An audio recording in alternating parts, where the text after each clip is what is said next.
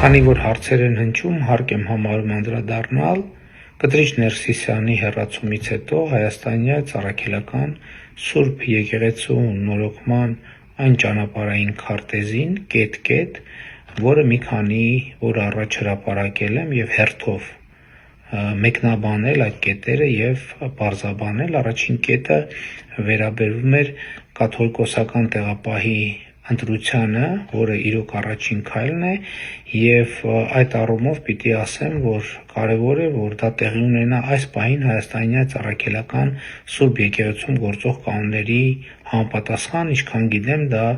իրականացնում է եպիսկոպոսաց դասը եւ այս հարցում ես որևէ այլ առաջարկ եւ մոտեցում չունեմ եւ ուզում եմ ասել, որ կաթողիկոսական տեղապահի առաջնային գործը պետք է լինի հայաստանյա Ծառաքելական Սուրբ Եկեղեցու նոր կանոնագրքի ընդունման process-ի կազմակերպում։